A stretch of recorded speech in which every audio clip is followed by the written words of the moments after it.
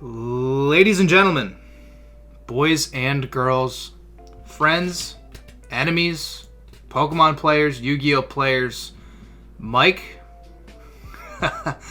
welcome to Inside the PFL, Season 12, Week 4. I'm Jim, and Mike is snowshoeing. I couldn't say that for a second today. So I'm joined here by our fellow commissions, Joe and Manny. Hello. Hey, what's going on, everybody? Yeah, so this is sort of a first. This is the first time that a co-host has stepped off of Inside the PFL. We brought you guys on to, fill that void, so. The first of the modern era. It's definitely not the first time the co-host hasn't been available. Of the modern era. Yeah, it happens a lot. All right. And, so that's really interesting. Having 3 people on is pretty cool, because usually it's just the 2 of us, and then maybe we'll have, like, a guest star. But you guys are the guest stars, but you're also the co-host, so look at that. There we go. Move it up in the world. Yeah, man. 3 commissions, 1 podcast. Wow. That's awesome. So, first things first, this was a crazy week of battles. I just watched through all of them prior to recording. We are recording this on Saturday morning. We usually record Thursday nights. It's a Saturday morning. But that's fine. But I just watched through all these battles, and some of them get crazy, some of them get a little long, and there's some super crazy highlights in there as well. But to start off with, it is Manny versus Tristan. Now, Manny, tell us about this battle. Oh boy, this was a little bit of revenge after getting swept by Tristan last season. So it felt good to I don't want to say roll him, but there was never a point where I felt out of control in the game. Mm-hmm. It got to the one point where I remember just sitting there and I was like, wow, every time Zapdos comes in, I just collect a kill. So that's always a good feeling to have. And so starting things off here, I remember specifically in the broadcast of enjoying the idea here of you kind of trying to go off with Spectrier, but was it too early, do you think? No, because Spectrier wasn't designed to, this Spectrier was just designed to punch some holes in some things. I knew that if I could, the whole battle was going to come down to this matchup right now on your screen. It was going to be Spectrier versus Snorlax, and whoever won that battle was going to win the game. So I just decided to collect the 50% damage, and then because I knew that as long as I kept Snorlax at a reasonable health, it wasn't going to be a threat, and I could kill it with Zapdos. Yeah. So how did you spec the Spectrier? Because he took 33% from that liquidation. So either that's a defensive Araquanid, or there's some HP there because 33%, he's got base 60 defense or something like that. My Spectrier was standard Spectrier, so it was 252 special attack, 252 speed, and timid. Oh wow! So when I calced it, it said that Liquidate was supposed to do 60, and when Liquidate did 30 something, I was kind of, a little upset because I didn't realize I could just plot in this thing's face. Yeah, right. And if I had been +4, Snorlax would have been absolutely obliterated. So it's very possible that he didn't have Water Bubble and decided to go for Water Absorb, potentially. For Fishious Rend on the Arctivish. Actually, that would make a lot of sense, because then it would be cut down by half power, right? Yeah, thereabouts. Mm-hmm. Also, I'm assuming he put a lot into special defense, because, Araquanid very much a special defensive boy, but taking 98% on a +2 Breakneck Blitz on, what is the special attack of Spectrier, Manny? It's a lot, I know that. Yeah, it's 130 or something like that. 98% on that. That seems like probably had a bit of specialty investment. Yeah. Quick question for you guys. Does Hurricane, is that lowered accuracy in the sand, or is that just the sun? I think it's just the sun. It's just the sun? Okay, because when I was watching this initially, I was like, wow, he really just went for Hurricane. That's a 50% move. That's pretty ballsy. Didn't we see in that 700 Club battle a bunch of Zap Cannons that missed? Yeah, a few of them, actually.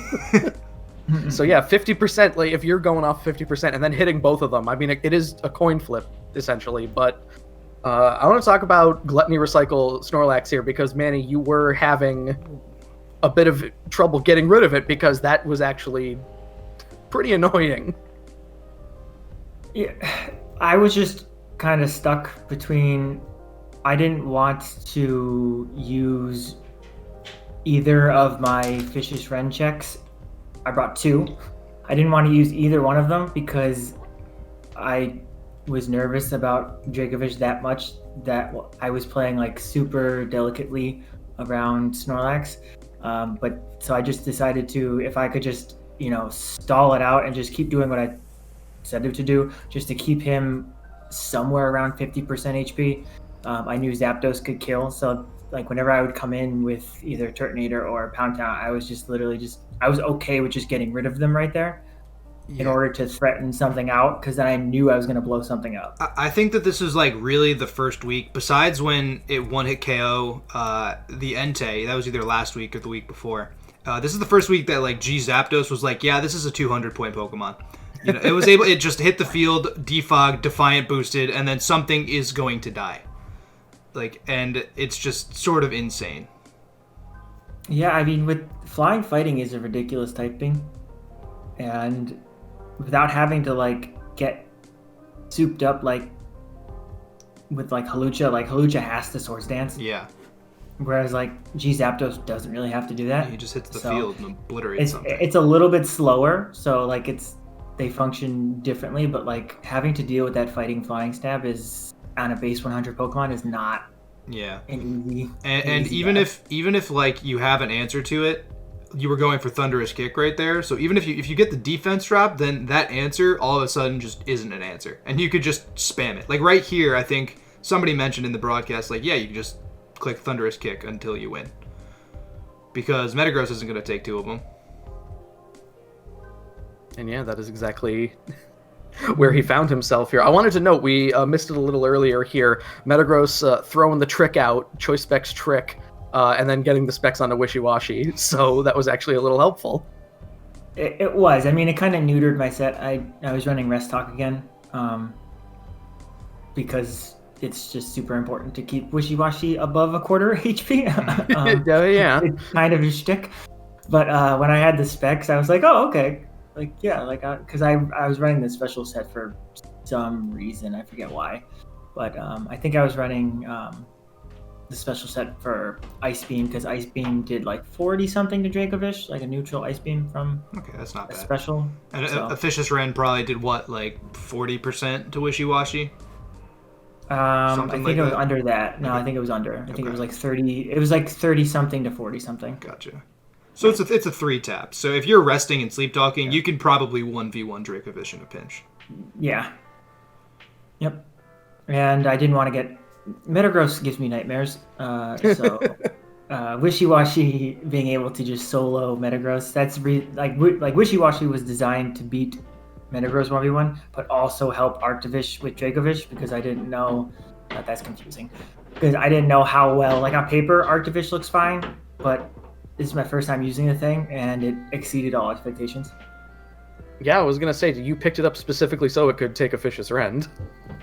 Yeah. Oh, is that why you have him? And then he goes for the low kick, which sort of cracks me up. Dracovish using anything else that's not Vicious Rend is just hilarious. Went for Psychic Fangs earlier, too. Yeah, he did. He couldn't go for Vicious Rend, though, without giving me a quarter HP back. That's true. So... definitely worth the 2 pickups that I lost for it. So I'm going to keep him around for a little bit longer, I think. And honestly, you may as well. Yeah, what's kind of funny too is that you have the Sand, and then you have just a Slush Rusher who's just not Slush Rushing.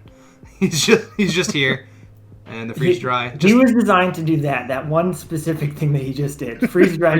That's it. And it worked out, and you got a nice beefy +4, and I think. Was Tristan 3-0 before this? Tristan was undefeated. After this week, we have no more people without wins, and we have no more undefeated people. Wow. So the wins are being spread around. Things are getting closer. This was a week of everything getting close to one another. A real even season. That's actually really, really awesome. A +4 is... And that was a Conference Cup match too, right? Yes, it was. It was. Me and Jack carrying the boys over here. Oh, you and Jack... I mean, did you look at it, Manny? Because Miltank isn't in first. Oh, I know. I'm just saying. Like, I wish my other league mates would help me out a little bit. But Look. I don't think you can prepare for plus 14 in 1 week of Conference Cup matches. So, but we will get there. And speaking of you and Jack carrying the boys into the next battle, where it's myself versus Jack. And I'm much gonna like how switch sides right there. Much like how Manny kind of talked us through that match. I'm assuming you'll be taking us through this one. Yeah, and there's a few things here that are a little funky. Most notably, I want to talk about how Jack got his team. Bick was in the lab. Oh Jesus! Bick was in the lab as a madman, as he does, and Bick came up with this Entei. And this is like a sub-toxic protect lava plume Entei, and I was like, what is this? Like, I'm expecting a choice band Sacred Fire. I'm expecting a Stone Edge on Arcanine, and none of that's coming. So I just have no idea what's happening. I'm pretty sure that at some point this game I burn the P2, and that means that I can't Toxic it, and that makes the difference like the entire game, because I could just not get around P2. I was referring to this in my notes here as the tankiest Entei that ever tanked. And that's basically how that boils down to this one here. Where was the knockoff on your team? Like, does Graplock get knockoff or something? You know what's funny? Graplock doesn't get knockoff, and that's actually something that I am sorely lacking on my team. I have Pinsir and I have Archeops, and they both get knockoff, and I think Blissey might get knockoff. I'm not totally sure. No, Blissey actually doesn't. He definitely doesn't get knockoff. But yeah, no, I don't have any very high tier Pokemon that get knockoff, which I've found to be a major issue when it's come to these battles. Because I can't get rid of an EVLA, I can't get rid of like a band or leftovers or anything like that. In my experience, I feel like, at least for like mons that you don't expect to have knockoff, are some of the best users, like a Cryogonal. Yeah. Maybe because if P2's in against Cryogonal, it's gonna go, what's Cryogonal gonna do to me? Oh no, I got knocked off. Oh shit. Yeah. I want to talk a second about this Graplock sect. He is Technician Circle Throw, so that's a base 90 Circle Throw coming off. That's pretty good. I was not aware that was a thing. Yeah, and I have a couple Hazard Stackers. I got the Spikes. I got T-Spikes. I never get actual Spikes up. And I have the Rocks on Blissey. So I was really hoping that I could just sort of whittle down Jack's team with just Circle Throw Graplocked. But as it turns out, Mega Altaria is a pretty good check to that. I mean, Graplocked, I think, was pretty successful in the match, too, because you got some fairly favorable Circle Throws, too, where you could... If the RNG were a bit better, you end up getting them in a loop almost. But yeah, I think that stacking hazards and circle throwing is a pretty solid strategy to have, to like a B plan, you know? Yeah.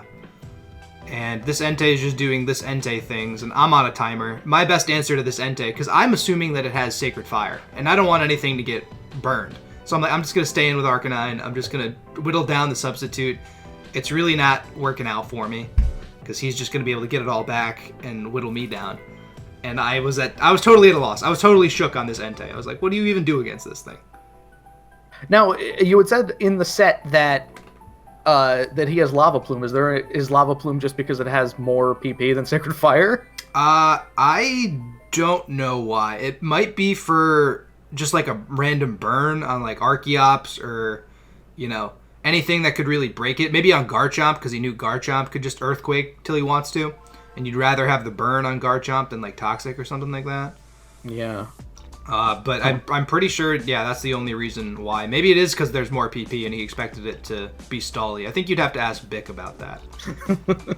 Bick comes up with some pretty crazy stuff, but this was one of the ones, because before this, Jack was 0-3, right? Yeah, before Jack was 0-3. Starting things off. Yeah, so he definitely needed a win here I'm saying as if the battle is over, but we are 22 turns in still. No, exactly, and it is. It's 6v6, 22 turns in.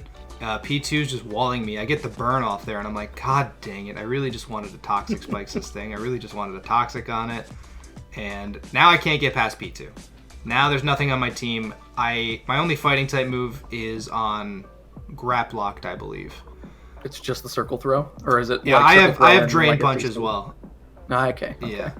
I mean, sometimes that's what it comes down to, because I know we've seen plenty of matches where a Mon like Chansey or Blissey is the very last Mon, where like the way that you were going to get past P2 was where it couldn't run anymore, basically. Yep.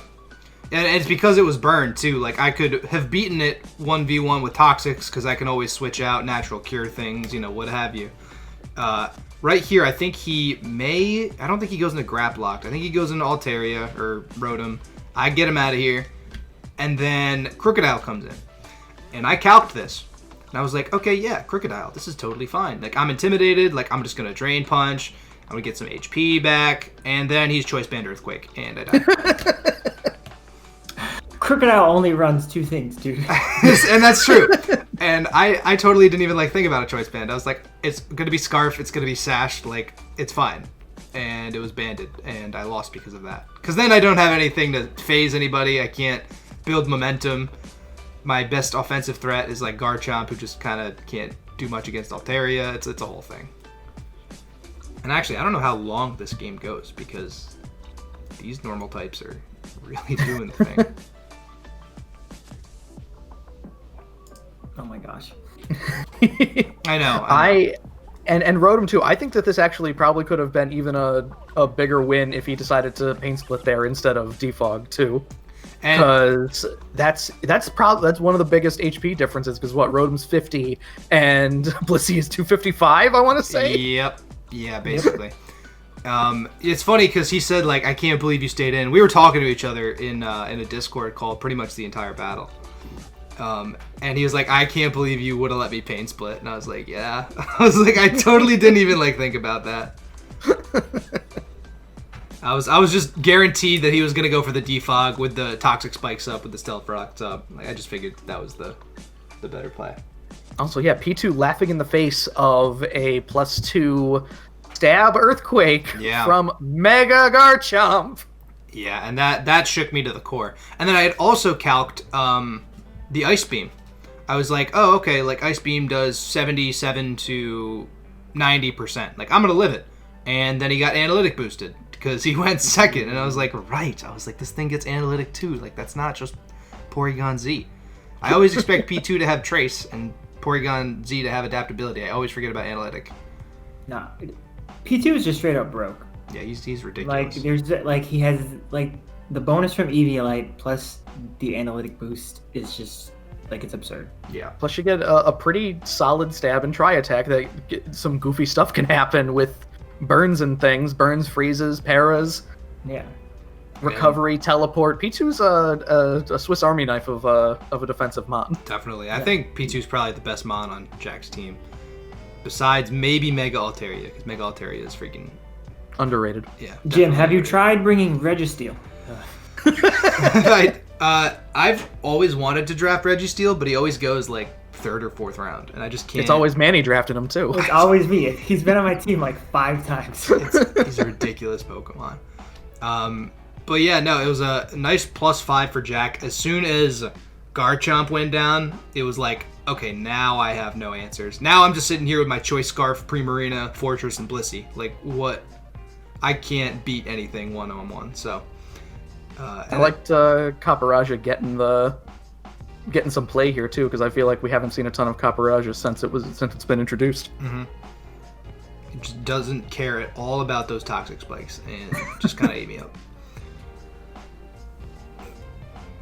But that puts Jack on the board for the season at a +5 too, so he's actually not doing too awful in his division, and we'll get to talking about the standings and divisions and all of that in a little bit. But for now, let's move in to the next battle. Oh, yeah. Lebo and Tom. Lebo, oh, goodness. One of the closer battles we did mention on the broadcast. We had a +1, +2, +3, +4, +5, +6 on the broadcast, but +3 here. This is a battle that doesn't seem like it's ever really in Thomas's hands at all, and yet he gets a +3, which I guess is, for when you can't get a foothold, at least you're not getting totally blown out. Yeah. That's all you can ask for. And I watched this battle like 45 minutes ago, and actually at the very end of the battle, I was convinced that Thomas maybe could have pulled it out with Mienshao. I was saying the same thing, where Mienchao's definitely the star of the match here too, and one that is not to be trifled with. At 100 points, Mienchao's a very, very good mon to just... It's probably not your best fighting type option, but as a mon that can annoy you, I think the Mienshao is pretty solid. I mean, yeah, it gets a ton of different kinds of moves. Regenerator U-turns, just ridiculous. You can run it a couple different ways. This right here hurts. Yes. This burn already neuters Lando T. It's one of the best things you could do other than killing Lando before it even uses a move. Yeah. And honestly, like what do you even do at this point? You can't even touch Mega Venusaur except with Noivern, maybe. Yeah, there are a few mistakes in here, I think, stemming from Lando getting burned, because even then you see like a super effective Smackdown does 13% to Zapdos there. That's kind of rough. And then, okay, so here's the big mistake. Yeah. You go right into potentially a very obvious HP Ice, and then you're gone. And he's Expert Belt, too, so... Oh, yeah. Did I say Mega Venusaur? I meant regular Venusaur. Did you switch your HP Ice into an HP Ice weakness? What the heck? And right there, I was very confused about the explosion as well. It's like, Magnezone still could have been helpful. That's the thing. Yeah, I don't know, like, if it was just a fuck you move, like a let me just, I need to get this thing out of my face. Yeah. And it still only did like 70% to Swampert. So now your answer to like a couple different things. Like, Magnezone pretty much, it checks like Mr. Rhyme, like it kills Diancie, does pretty decent against Zapdos besides the Heat Wave. Now it's just gone. Now it's just exploded, and you're kind of on a timer. Yeah. Thomas was saying to me, one of the changes he made this week, he was debating making last week, picking up Incineroar from Grimmsnarl, and one of the first things he said to me after the battle was, I should have made that trade. Like, if I had Incineroar in this battle, it would have went a lot differently. And I think he's right, especially with all the Sun play, with, there's no... Venusaur is just normal Venusaur, so there's no thick fat getting in the way, so those Flare Blitzes can hurt. Yeah, you're getting Intimidates off. You can run the AV, the Z parting shot, like whatever you want to do. Incineroar is a dumb good Pokemon. Yeah, and Lurantis kept trying to go off in this match, but Torkoal came in like every single time. There was absolutely nothing Lurantis had for it. There was at one point at the end of the match, Lurantis was at +5. and it misses the Leaf Storm on Torkoal, and Torkoal has like 74% left or something like that. We'll get to it. But like, I think that could have killed that Torkoal.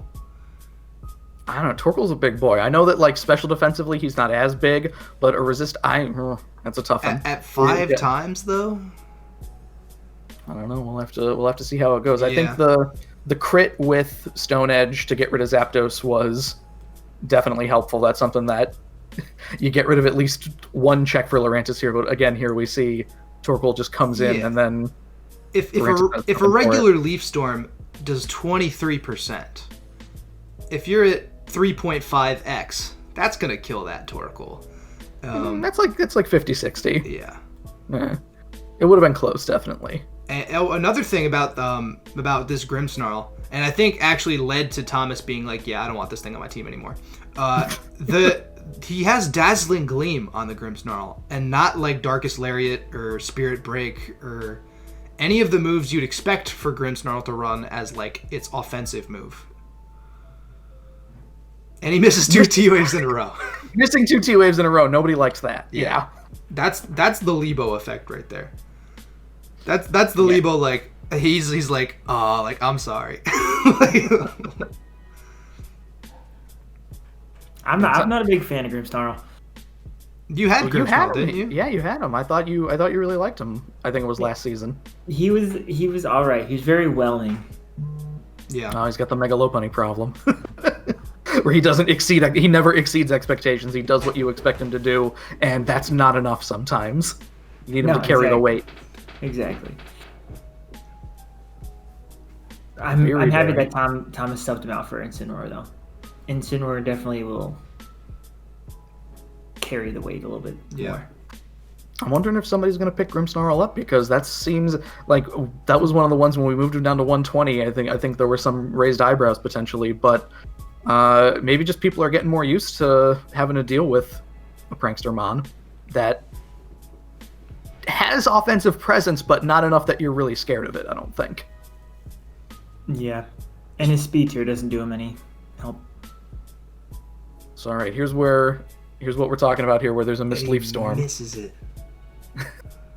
And at that point, it's a nail in the coffin. You're like, maybe if I killed Torkoal right there, Mian Xiao could have come in. Venusaur still revenge kills and whatever, but it would have taken it down from probably a +4, or actually, was this a +3? I don't even remember. It was a +3, yeah. So one Mon does die before this is over.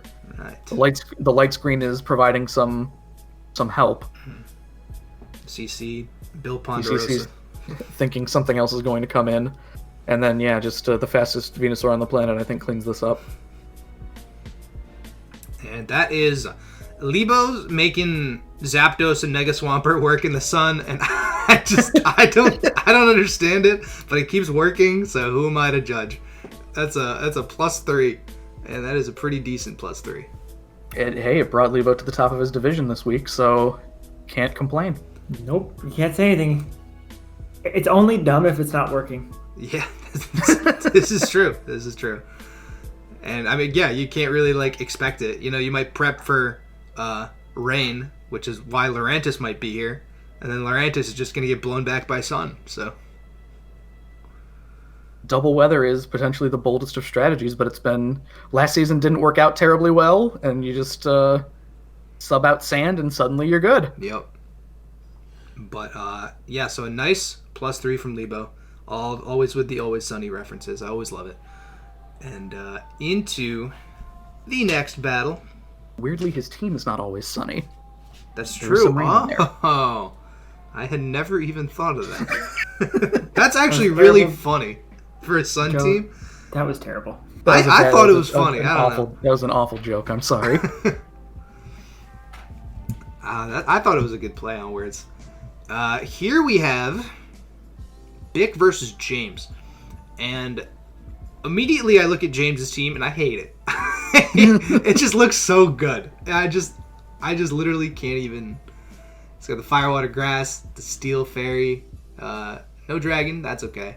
Drapion, Skarmory, oh, it's beautiful. I don't know if James was letting someone else choose the moves for him in this battle, because this is potentially the worst performance I've ever seen from James.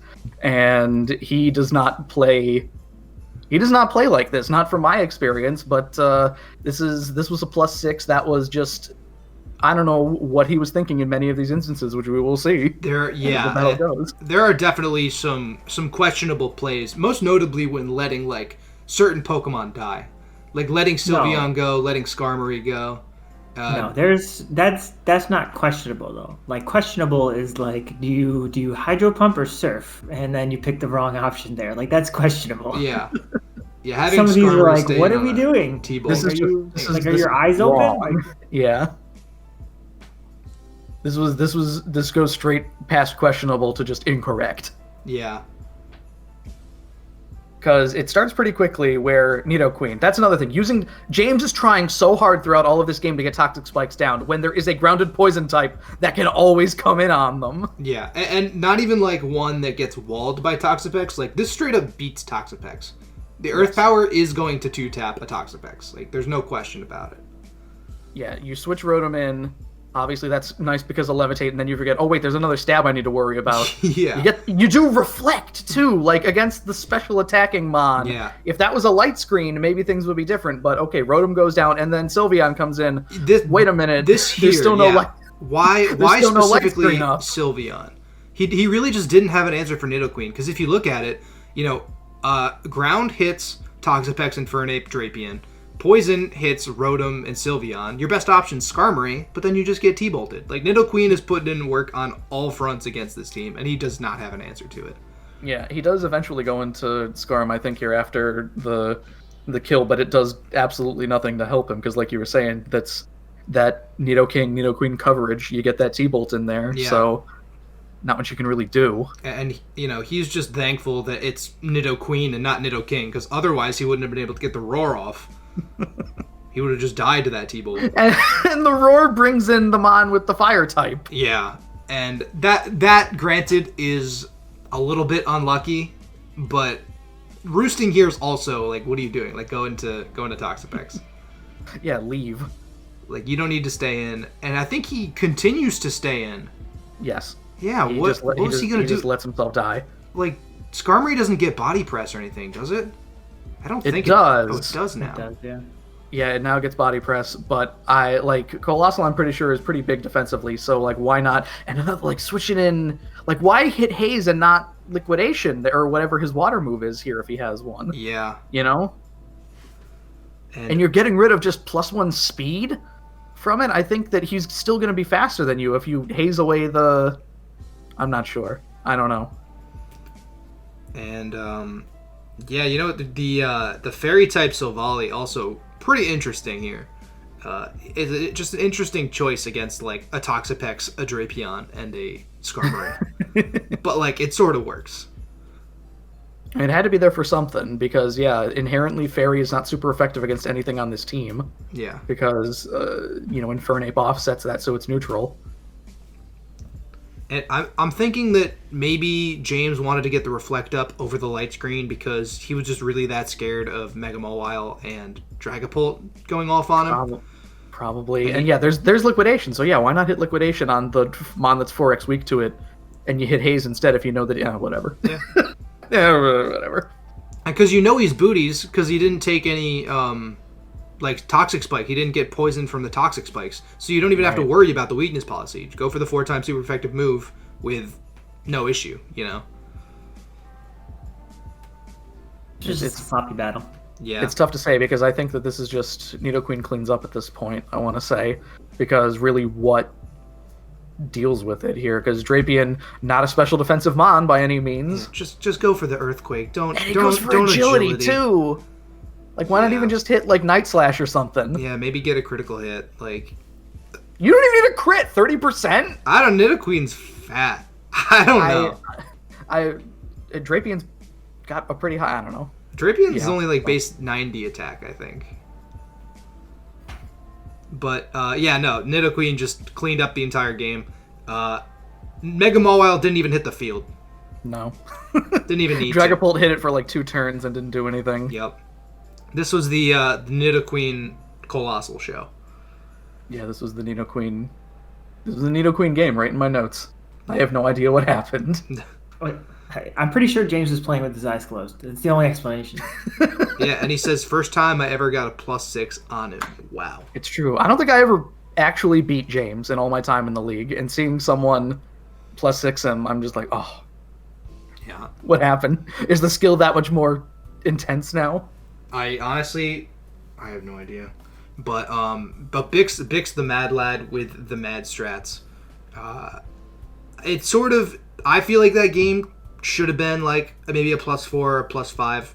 A couple of plays not knocking out some Pokemon caused it to just be a +6.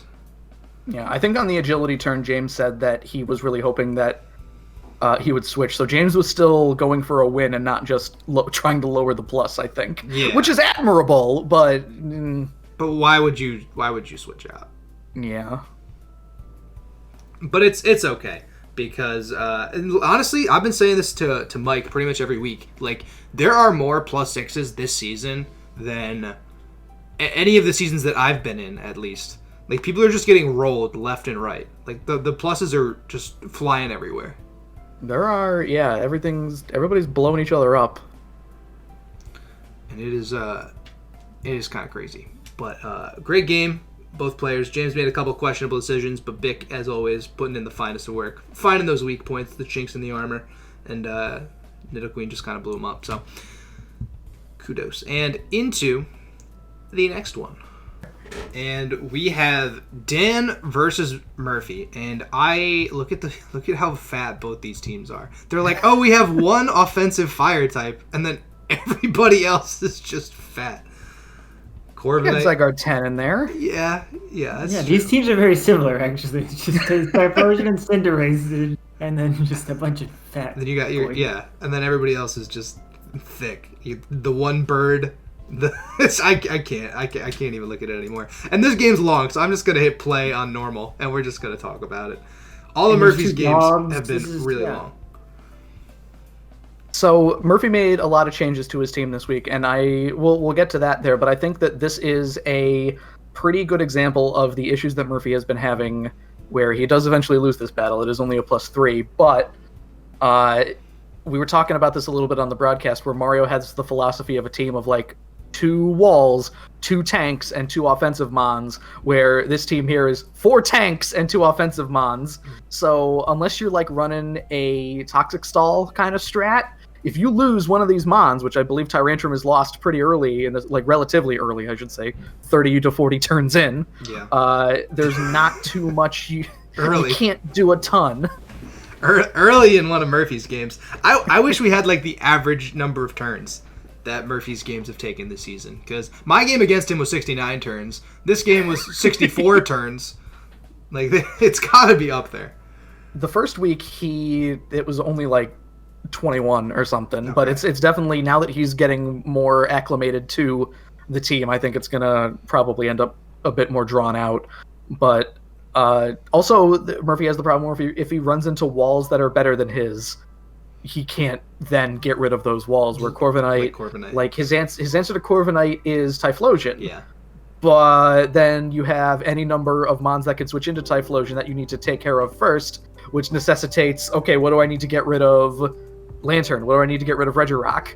Yeah. And you don't have, like, you maybe Tangrowth, but it's not a guarantee, because then Corviknight just comes in. So you end up in this weird cyclical motion. It is definitely the sort of like rock, paper, scissors of Pokemon that like can't touch each other or really, really touch each other. Like, there's no in between. Like, there's not a lot of big hits going on. It's just small little back and forth, little chips, little rocks, little scalds, he took a little stealth rocks, little 4%, you know, like. Yeah, like, and here we see Quaggy is threatened by a grass move, so you're switching them on. That's 4x resist grass and comes in for free, and Golbat was a big problem for most of this match. Like, Super Fang's a very good idea. I love Super Fang on Golbat too, but you don't really, like, it's Super Fang's nice when paired with a mon that can, like, wall break or blow something up. Yeah. And when you can't get those mons in easily, like, I don't know if he doesn't have U-turn here or what, because he just switches out. Like, pairing that up, and that's where you kind of end up with 4 move slot syndrome with Golbat too, because you get your, Super Fang, Roost. Maybe you want Defog. He had Defog in there. Maybe you want Toxic because it's 100%. It's tough to sometimes find room for U-turn in there. So maybe he had Brave Bird. Like, it's weird. And Golbat can do, exactly. Golbat can do a whole bunch of things, but it always feels like the thing that you need, you don't have.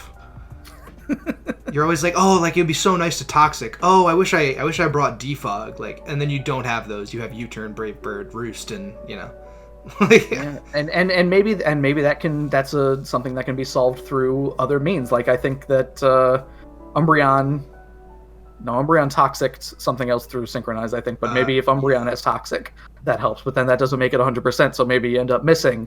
Maybe you have another Mon with Defog, which Quaggy and Tangrowth don't have. Yeah. So it's kind of, it's roll compression, but then Golbat does too much roll compression where you need something else to actually shoulder the weight. Yeah. Like, you need to spread out your support moves on 4 different Pokemon. You're like, okay, Tangrowth's going to run Sleep Powder, Umbreon's going to be the Wish Passer, Golbat's going to be the Defogger, and then Quagsire's just going to be the Wall. Like, and then that's 4 Pokemon on your team, and you're left with, like, okay, I have 1 physical Wall Breaker and 1 special Wall Breaker. That's it. Yeah, and especially when, like, you have things like Sticky Web coming out here, you have things like Rocks that is not something that either of those wall breakers appreciate. Yeah. You need to take the time to get rid of it. There's no easy way for Typhlosion to come in for free. Like, you can't just hard into Typhlosion on Corviknight, I don't think. Yeah. Because then something like U-turn happens, and then now you're facing Regirock. If this Golbat had U-turn, this game would probably be like 20 turns shorter. And we saw Corviknight has U-turn, so that's the thing. So I think partial reason that Dan won this is he was able to keep momentum when Murphy has to do all these hard switches that... And he finally gets an opportunity to send... Oh my god, he gets an opportunity to send Tyrantrum in. And he D-dances, and he doesn't just kill what's in front of him. And he gets Dazzling Gleamed, and it's like... By the way, when I said relatively early, 42 turns into the game, Tyrantrum goes down. And you're carrying dual wing beat on the Golbat. It is relatively early compared to this. I think this only goes for like 60-some turns, so we're in the latter half at least. But yeah, losing Tyrantrum when your opponent still has 5 Mons, and now you only suddenly have, like... Because again, you need to get rid of stuff that Typhlosion can't handle, which at this point is most of the team. Yeah. And that's, like, it's basically what I'm doing. I drafted 2 offensive Pokemon and then just, like, a bunch of fat boys. And, like, if you lose one of them, it becomes a lot harder to play with, Typhlosion now. Yeah, exactly. But I think the thing is, your fat boys that you got, Manny, have some offensive presence. Like, you still don't want to get an EQ from Hippowdon. You still, like, Arctovish has Freeze Dry and things like that. It has the ability to clap back when... I mean, you could get some decent offense out of Tangrowth, but, like, Umbreon is stupid passive. The best you're getting out of Golbat is going to be Super Fang most of the time, and Quaggy is okay, but he's really just... These are a lot of, like, Toxic Stall Mons not being used in a Toxic Stall kind of manner, I think. Oh, God. This Regirock had Rest, Chesto. Are you kidding? That's good for it. No, it's awesome. No, that's just like... It's just like you can't get past that now. Like, you're just not gonna... You're not gonna break it. You're on a time. I like that Once he rested, it was over. Yeah. I do like that he was running Clear Body over Sturdy, though, with Chesto Resto, because I feel like you'd want to Chesto Rest with Sturdy. Yeah, that's kind of funny. Although, like, what? Yeah, because nothing's really Can going to, like, lower you your stats. Oko Regirock from 4? Like, is that even a thing? Yeah, with a special attacker, maybe. He's still like 100 base special attack, right? Or special defense, right? It's or am I just making that up? It's around there, yeah. It's I think 100. so. Yeah, you're right. He's 80, 200, 100. Yeah, Regirock's a big boy. Burn up. Wait, that's kind of awesome. I like the idea of burn up, but yeah, that's the thing. Like, Typhlosion didn't hit this match until 60 turns in, and if he had a way in earlier, I'm guessing he was being treated as the secret weapon, but when you can't really get a leg up, like, Regirock is obviously going to be... You gotta rely on Focus Blast here? Oh. Yeah. Which even then... Yep. Not enough. And then you're just donezoed. On turn 64, we will talk about Murphy's trades and pickups and what he has done with his team, but that is a nice +3 for Dan. And is that Dan's first win of the season, or is that a second win of the season? That was Dan's first win of the season. He is now 1-3. Murphy is floating around that area, I think. I think Murphy might be, because he beat me, so Murphy might be 1-2, or... Yeah, I think Murphy's 1-2, because both me and... Oh wait, no. There's been 4 weeks. What the hell am I even talking about? Murphy might be 1-3. Yeah. He is, yes. But yeah, we see when walls collide, the ones with pivoting will reign supreme. Basically.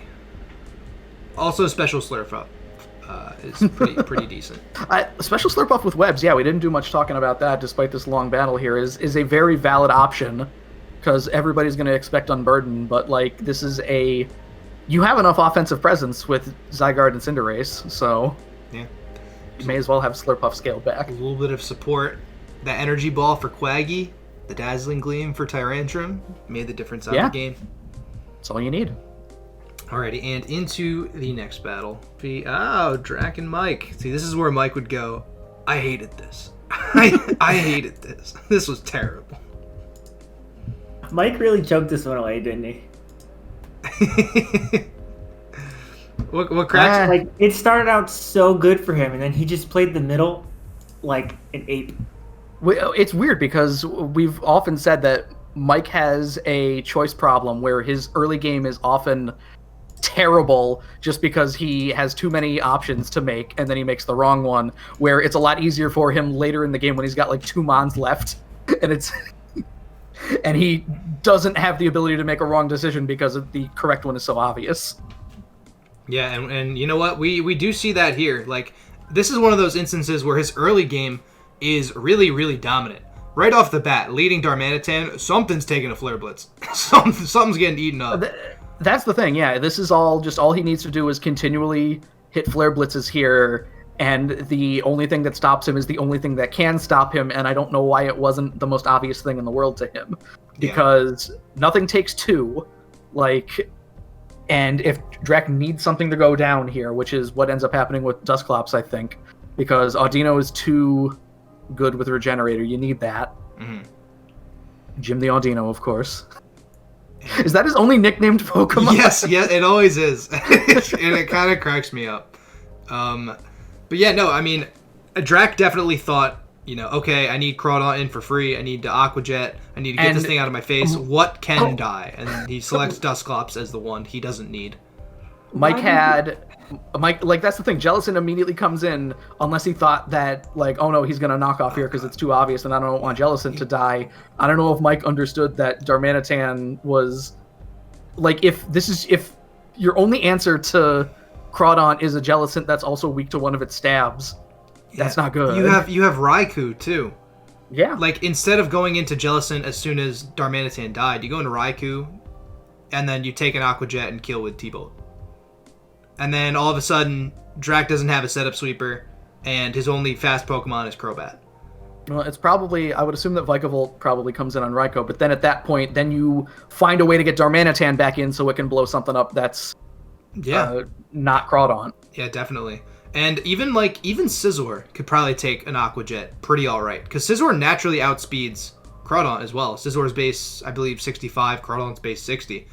So I'm assuming that there was some speed creeping going on here because Mike also putting Jellicent in, he assumed that Jellicent was probably going to be faster than Crawdon to get a Willow off. Yeah. And then we saw the substitute come up, and as we're watching as well here, Crawdon just go up to +6 on all of his stuff here because Mike doesn't have a way to... That's something that can deal with the sub. Yeah, the only reason that Mike doesn't get +5'd right here is because Crawdon's taking Life Orb damage. Yeah, that's the... I don't know if Mike does any actual damage to Crawdon. It's all just Life Orb and substitutes. I actually don't think part of the whole battle, though. and then chat comes up, and then Mike goes, "Oh, he's like, right." That's how that works.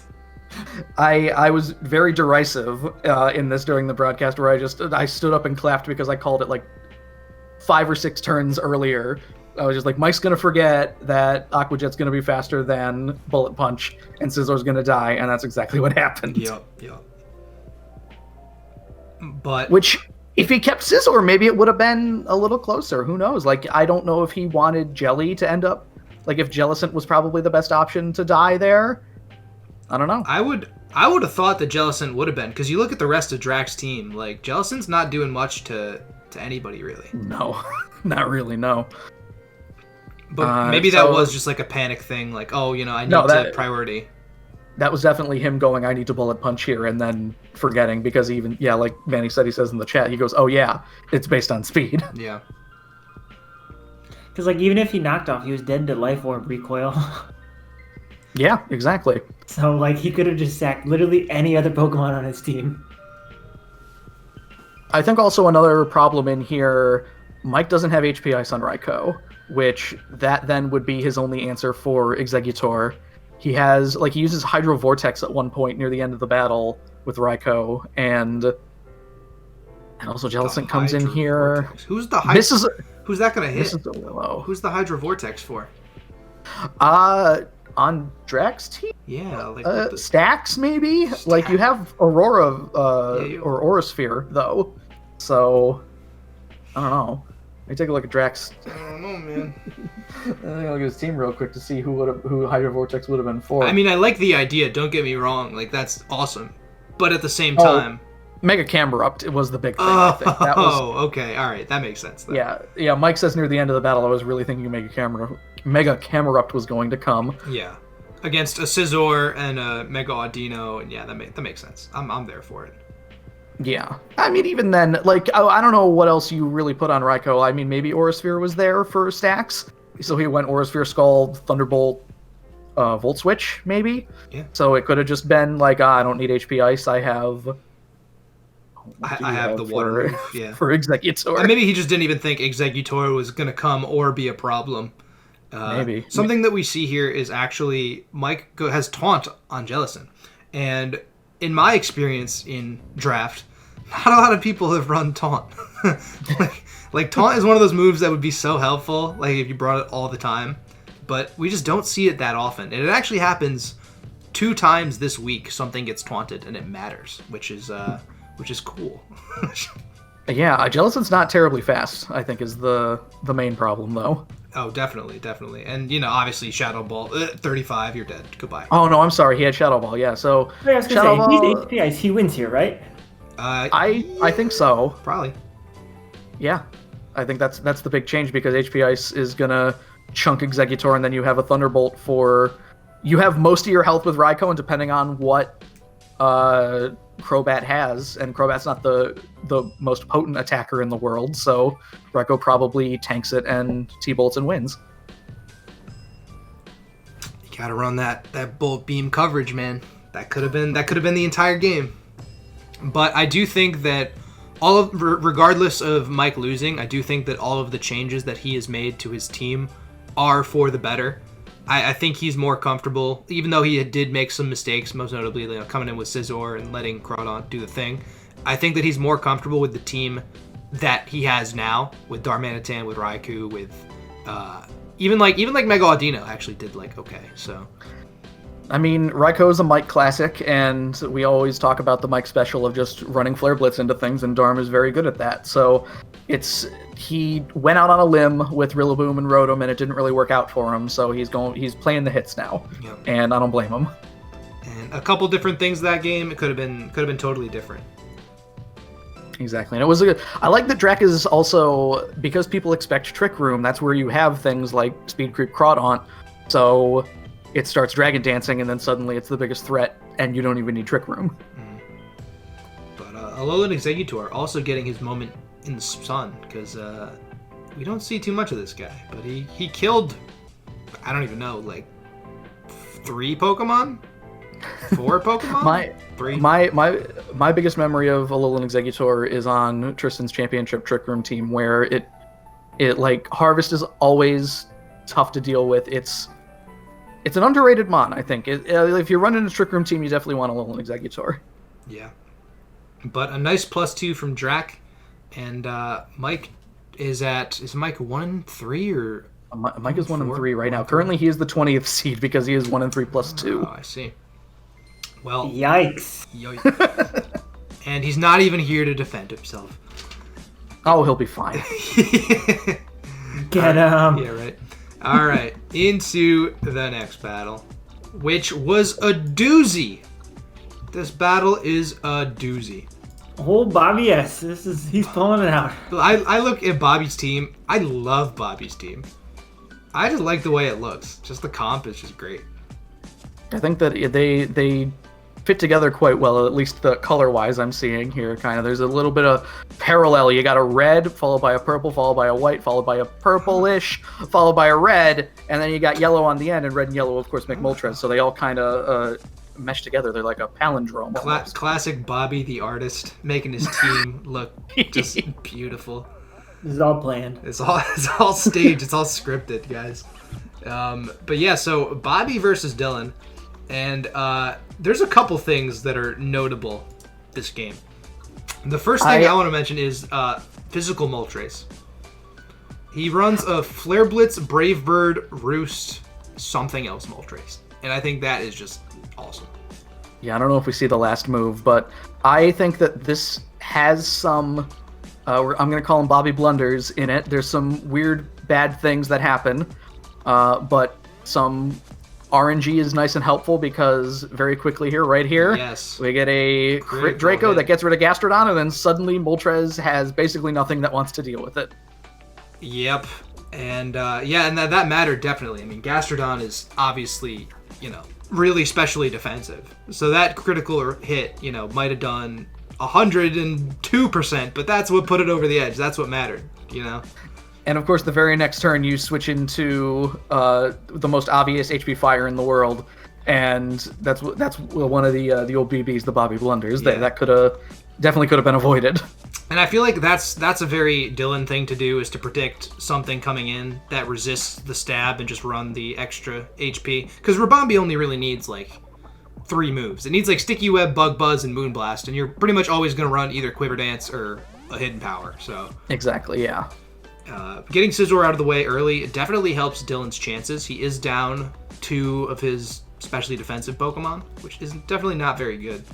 That's another thing is Hitmonchan coming in and then getting immediately blown up by Brave Bird is also probably could have been a little more careful about that, but what actually surprises me too here is that these body slams are doing pretty good damage to Tapu Fini.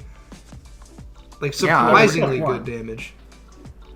They are +1, yeah, but Regidrago is definitely showing his worth in this battle too, because it's the only thing that comes in on Moltres later on. Like if any of these, because he hits Body Slam maybe like 5 or 6 times in this match. Yep. And statistically, one of them should para, but none of them do. It's so funny how it plays out too, because he Body Slams 5 times in a row, and then on like the 5th Body Slam, he gets the Flame Body proc. So it's like 30% all around, and then he gets just flame bodied, and it's just really, really sad.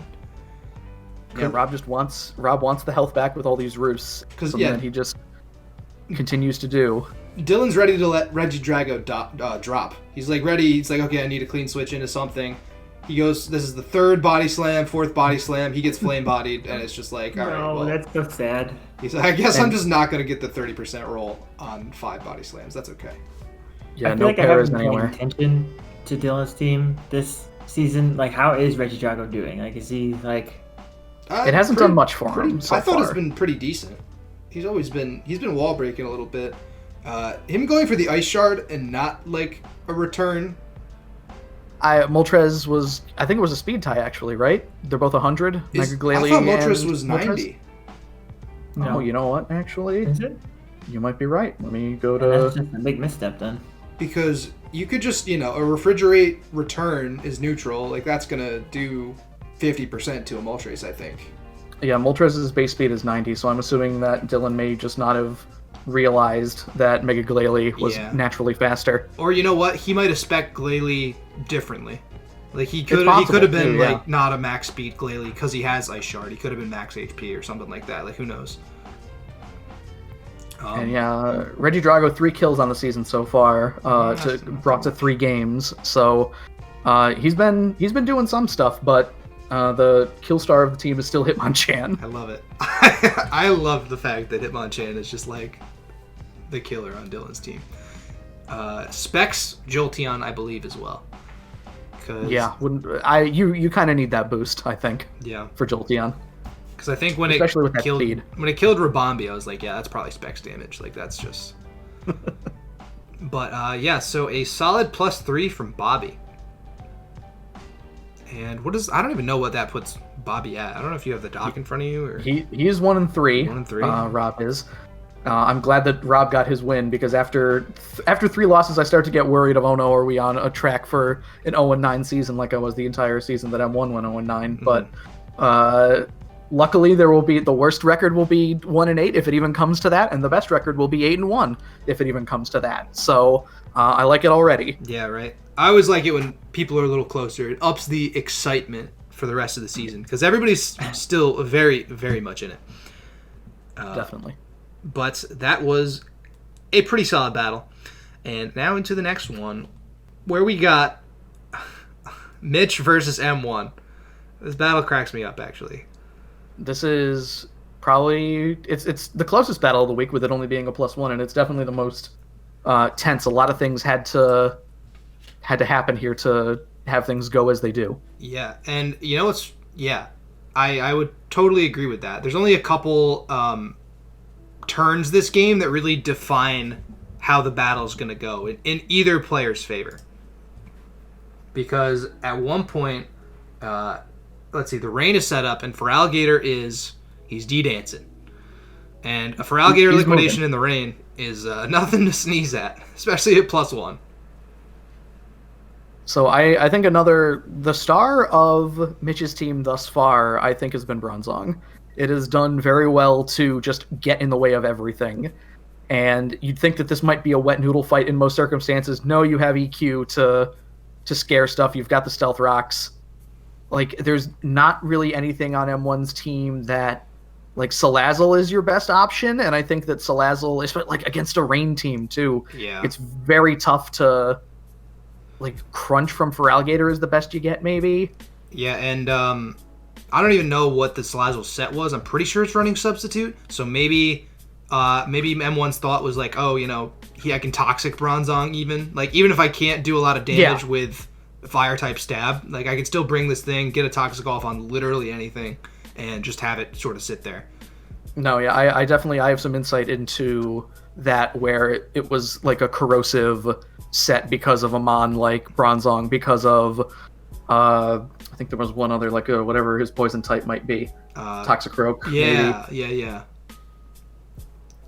But which, I mean, if you have a Fire Stab, I understand wanting to do corrosive stuff to a Steel type, but maybe you just hit Fire Blast, You could also, I don't know the rest of M1's team, but you could also bring a different Pokemon. Like, you don't have to bring, as good of an idea as it is, a Fire type that's frail against a Rain team is gonna be outclassed a little bit, especially when it goes against, like, thick, fat Piloswine, like, even, like, Hydreigon who resists fire already. And even then, like, what if he's heat proof and not levitate? Yeah, that too, because you don't have a ground type. That could be. Also, we're seeing here as well, Bronzong took down Megalopunny because, again, M1's having trouble, like, finding something for it. Like, without the screens here, Gyro Ball is just blowing some of these boys up. Well, yeah, why does Mitch go for Earthquake right there? He thinks a switch is coming, because if the Gyro Balls are doing 50%, then that's not a game that you want to keep playing. And then this is the only way that he was able to get rid of it, was just a hit by confusion. Hurricane confused? After a +3 Hurricane, yeah. So, okay, right there, that confuses me a lot. You outspeed with Substitute, and then why would you double back into Piloswine? For Piloswine to go down and die? I'm not sure. Like, clearly M1 thought that Freezing Glare could do something to Hydreigon too, because he tries using it on a turn that Piloswine comes in and then gets lucky, and then immediately when Hydreigon comes back in, he just does it again instead of killing Hydreigon. That turn was full of, like, why? Like, what are you clicking? What is going on? And actually, you know what? This is another crucial part of the battle. This switch, or maybe the switch before that, why would you go into Hydreigon, who is 4 times weak to Fairy, to Earth Power non-stab, when you could just click Hydro Pump with Ludicolo in the rain? Not only did you burn 2 turns of rain, you lost your Hydreigon, who's the answer to Galarian Articuno, as soon as the rain runs out. I'm assuming he doesn't want to be T-waved or something. He just wants to, like, guarantee that he's going to be faster because Salazzle is still in the back pocket. Yeah. And he might think that and by the way, that Protect on Salazzle, the set that he was running was what won M1 the game, yeah. Because and also hitting a Hurricane too. So there was a lot of hurdles that M1 had to overcome here to actually end up winning this game because of the rain being that threatening. Yeah, you miss the Hurricane, and then you just get Ice Beamed, and then Mitch wins. Exactly. Like, there was a lot of stars that had to align in order for Mitch to lose that game, I think. Yeah, like, this is all a moot point if he misses that last Hurricane right there. Yeah, exactly. Like, Mitch just starts sacking Mons at one point. He's, Hydreigon comes in. Piloswine comes in. Like, you probably could have saved those for the rest of the battle. Like, an Ice Shard would have been really, really helpful right about now. I'm assuming that he just wanted to keep Ludicolo safe as possible, and that ended up losing him Hydreigon at the end, and he also wanted to keep Hydreigon safe against Articuno, so that ended up losing him. And I don't know, like, it's not like Articuno had anything for like, he had Hurricane, which clearly and he was like +3 at that point, so maybe he thought that he could switch Piloswine in on a Calm Mind turn, on a Recover turn, and get Ice Shard. Oh, like some physical, a little bit of damage down, enough for a Dark Pulse to kill. So essentially, Mitch was thinking a little too far ahead of himself, and M1 was thinking incorrectly because he thought that Freezing Glare could hit Hydreigon. But the closest battle of the week, I think, at +1. And really, really interesting. That puts M1 at 2-2, maybe? 3-1. 3-1. Let's go. What a return to greatness.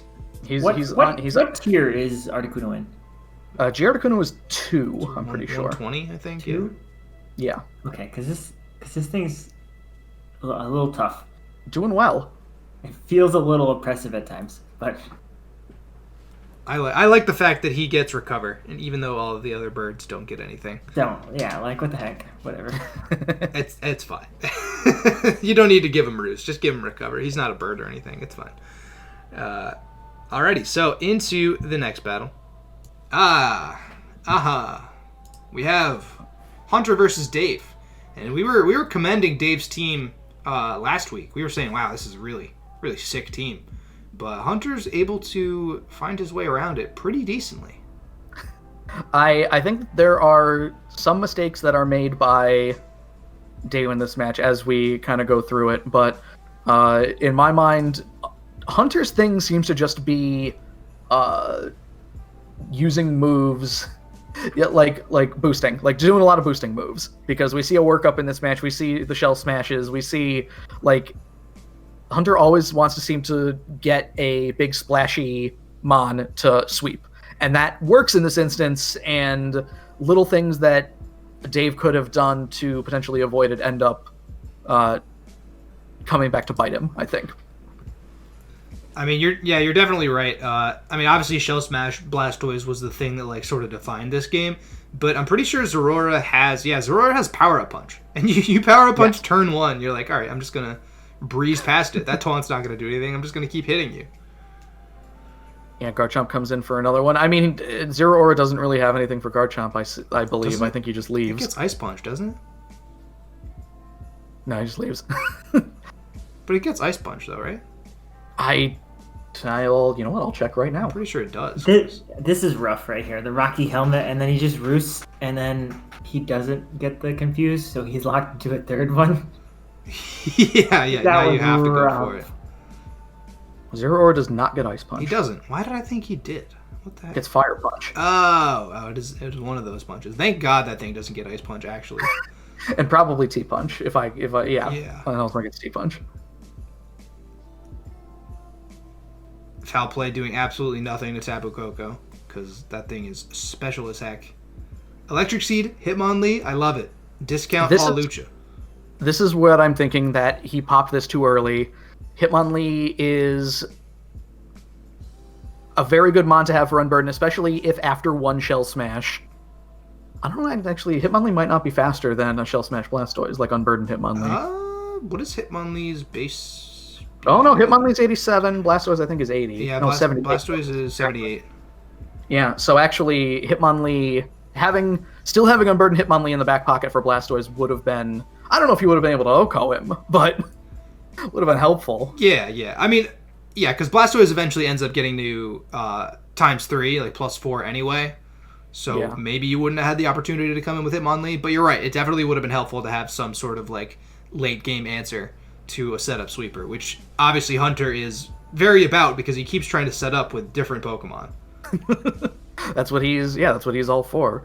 And I don't blame him. It's a good way to win a game. It gets you a big plus, and especially, when you need it. And I like that right there. That play rough, super nice read because he withdraws the Tentacruel to take the electric type move, and then just play rough kills the Garchomp. So right, those reads are always good, and I think also a partial problem. Most of the work is done, I guess, later on when Cresselia comes in. I'm not a Cresselia fan. I like that it's bulky. I like that it can get in the way. I don't like that in the scenario that we end up seeing, I believe, where it just ends up getting set up on and then, oh no, I can't do anything. Yep. Yeah, I don't like Cresselia's lack of... Like, Cresselia needs a few turns to ramp up. And against someone like Hunter, who is just like, yeah, okay, we'll both do that at the same time. Like, I don't... I don't think that works. Calm Minds are nice, oh my God. But... like Electric Terrain Plasma Fist does 35 I was just gonna say, that is absurd. To unboosted Cresselia. I hate that so much. That's stab times 1.2 to... Oh my God, Cresselia is so fat. Yeah, but then it can't even go with the +1 ice beam. Like, it's just... This is true. 51 on Mandy isn't terrible, but yeah. And then this Obstagoon also scares absolute him. monster. There's a lot of things like scared Cress on this team too. You get the alright, so the parting shot is the perfect at least way to oh no, excuse me, I'm sorry, I just keep waiting for Blastoise. I keep thinking it's gonna happen. Yeah, I mean, you don't want to bring in Blastoise on the Coco. there's no way. Ow! I mean at -1. It's gonna happen, Joe. Relax. Substitute The sub Venusaur. Mega Venusaur. Oh yeah. Well, you need something for the Hurricanes. Which does he just go for the Leech Seed or a Sled Bomb here? Leech Seed. He goes for a Leech Seed. Beautiful. And then you go into Zero Aura, and you get most of it back. 26. Yeah. Oh, confused. You get half of it back. I feel like I tuned out for this part of the game. I just sort of blanked my mind from when Mandibuzz went down to when Blastoise started sweeping, which I believe is right here. Okay, Right here we are. Yes, so this Yeah. is where it's a problem because Calm Minds aren't going to help. I mean, they could help against Blastoise actually, And then but you switch out. Oh, yeah, Nope, that was the wrong move. you got to go for either the Calm Mind or like the Psych Shock or whatever you got. then a Zen Headbutt. So a physical Blastoise. The crit Sludge Wave like is helpful, but I mean, after C, and then you sell Shell Smash on the Protect turn, yeah. and If you now went for things are another bad. Sludge Wave, things would have been way different. Feels bad, man. You could have poisoned with it. Who Yeah. knows? Oh, Kind of cracks me up. You love a Zen Blastoise Headbutt is- miss. yeah. Not And like it would Blastoise matter. just kind of 65. runs into it. And even then, yeah, Wow. we're seeing how fat Cress is here, where +4 Scald did like 65, did not even that much. And then clearly Jay was on the back foot here because he went for Calm Mind thinking that would have been enough, and he just can't seem to get, like, if he attacked on some of these turns. Yeah. Instead of either protecting or calm minding, you could just do like 2 turns of damage is enough to take down this Blastoise. Whether that's a Sludge Wave and a Psyshock or like Hitmonlee coming in with, the Unburden Electric Seed, like that would have been really helpful. At least Yeah, before Fake the Out second even. Shell Smash. Yeah. But And then it's all downhill from here. yeah, Blastoise just kind of rolls this team. And that exactly proves why Mega Blastoise is banned. Yes, it does. Because this thing's Yeah. ridiculous as regular Blastoise, let alone having base 135 special attack with Mega Launcher. Yeah, that was kind of when I had Mega Blastoise. I was like, no, we can't do this ever again. You click the win button, and then you just sort of win. That's what Hunter did, and he gets a nice +5 to go along with it. It puts him back in the running because starting the season 0-2, he's only 5 behind Bick and 1 win behind Bick and Tristan both. So he's squarely in the mix right now. You Yeah, gotta dude. love it. If you're in the mix, you're in the loop. This is true. And if you're in the loop, you're in the mix. You gotta you love go. the interdivision competition right there. And we're gonna start seeing people fight each other again very soon. I think that like the Conference Cup weeks are always like super important because there is like what happened in my division where like you can really gain some ground in your division if like certain people lose and you win because they're not facing each other. So it's not, like, always And then you end up with the Clefable division where everybody lost their Conference Cup game. Yep. So the standings stay exactly the same. Hi, how you doing? Alrighty. And into the next battle. Woo. Woohoo. All right, so this is a win for LCD, and I just want to note here, Kyle makes almost 0 mistakes in this match. Yeah. So Especially like from turn 1, you have that we'll play it. You have that classic Kyle like huge brain, like 4-dimensional. Like I know you're gonna taunt me, so I'm gonna have a mental herb. Like I'm getting these webs up. Like how do you even think about run? Like mental herb chuckle might be common on like a ladder, but in draft, like you're yeah, gonna he's run. very common on the ladder. You're gonna run Yeah. like leftovers or something else. But Kyle's like, nope. let me get those webs up. And You get the webs, you get the rocks. Fleur just has defog, and then from my remembrance, the webs come back up like next turn. I'm pretty sure. Yeah, because you encored the defog. Like this is the most annoying shuckle set ever. Kyle gets the webs up like 4 times this match. He really does. See, after the rocks come in, though, I don't agree with the decision to encore there. Like, the defog is coming. Like, just hard Needle King. I don't know. You force him into an odd position with encore, though. Yeah, you have to sort of make him switch because you're not just going to defog over and over again and let and then potentially even make after an the Axel encore, setup. Like, why are you staying in on the encore again? Like, just take the extra pressure. I don't know. He wanted the webs. He wanted the hazards up. Yeah. I'm just going to say that Florgus has been LCD's MVP for the last 2 weeks. I don't know what's going on with people where every time I try to suggest Florgus to somebody, they're just like, doesn't it have bad special attack? No, its special attack is actually good. Like 112, yeah. Its special really defense good. is just better. It's just not sexy, dude. It's just not sexy. Everyone's like, Sylveon! We like Sylveon. It's just, Florgus is just as good. I'm never drafting Sylveon. That thing is sick. Like, it's a pure fairy type. There's so much upside to it. With removal. Yeah, and with wish passing, pretty decent chunks. I think you get screens too. Gets aromatherapy. Like it's just you get really synthesis. You have longevity. There's a lot there. And by the way, this throw, I asked OPD a few things. AV throw, which is beautiful because the only thing that I could say that the reason that LCD won this game was his attacking mons hit harder and his tanks were tankier than Kyle was ready for. And I think that's the only, issue that Kyle ran into. Hey, look. His tanks were able to take more hits. Look, to win the game, you got to score touchdowns, all right? That's true. So... Yeah, man. I mean, with AV Throw, when I saw AV Throw, I was like... Because I talked to you about this, I think, Joe, that, Throw is, my ballers on a budget pick, where, Throw is basically just tier 5 Conkeldurr. He's really, really good. You're right. His base stats are ridiculous. And you've got Girder in tier 5 too, so a tier 5 Conkeldurr is already there, technically. Yeah, there are 2 tier 5 Conkeldurrs, everybody, so go pick one. And we see the Quillfish coming in handy. We see Swellow coming in handy. Swellow's not a low tier, and Throw. Those are the mons that make the difference in the game. Yes, Florgus does the defogging, but the HP ground on Swellow, the Intimidate liquidations from Quillfish, and just the ability to take hits with Throw really just puts the pressure on Kyle. And you start seeing, now it's all of a sudden 6 mons to 3 because you just can't get around them.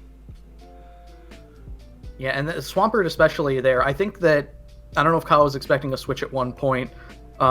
He does get the poison on Swampert at least, but Ice Beams were doing pretty well, and then he just kind of lets G-Slowking die as a result. And same thing here, AV Throw is just coming in clutch, and then it gives, I believe, Swellow the opportunity to start running train here. Yeah, just spec Swellow, just bleh. Just a little HP ground. Don't mind. Yeah. Don't mind That's me. the thing, it does well against Nidoking, so you may as well use it on Heatran too. Yep. And Kyle's like, oh, dang it, that's HP ground. I have to go into Absol. I have to hope this one it KOs, which it doesn't. It still gets a KO at least. Yeah. Unboosted Sucker Punch. Oh my god. Absol's problem. I mean, Swellow's not the biggest boy, so but I agree that still Mega Absol has 160 attack or something stupid like that. And then one of my favorite Zygarde sets, which is just Bandit E-Speed, cleans up here. I figured it was Bandit E-Speed because 61% is a lot of percent. And LCD it's gone. Getting that +3 big liquid with Quillfish and Swampert on his side. Also being in the mix now after starting 0-2. He is 2-2 +9, puts him second place in the division now. Only a game behind Kyle, who's 3-1 +12. So LCD is right there. Yeah, I was a little worried after his first 2 games. He was just and then he made some swaps to his team, and he just he brought it back these last couple weeks. Yeah, I think that you need a 2-game buffer period. Most seasons, you need something to kind of get used to your team and how it kind of the little changes that you need to make and things that need to happen to get you in the right frame of mind, and then you're off to the races sometimes. Oh yeah. Although I do believe that LCD is now completely out of pickups. If that we have 3 people that have used all their pickups already. Yep. Which, personally, I'm not a huge proponent of. I think that saving a couple pickups for later season in case something's really not working. Like, I hate to be stuck with the same team if it's not working in like week 8. You know what I mean? When you want to make the pickups for playoffs.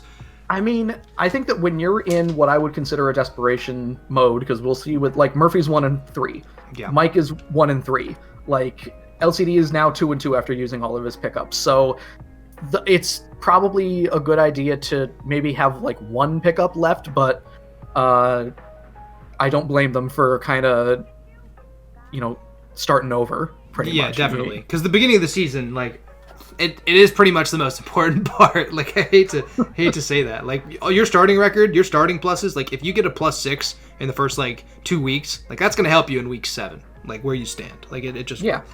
And like you said, Joe, with, like, the buffer period, like, if you start out, like, 3-1, 4-0, and then go into your bye week, like, that's...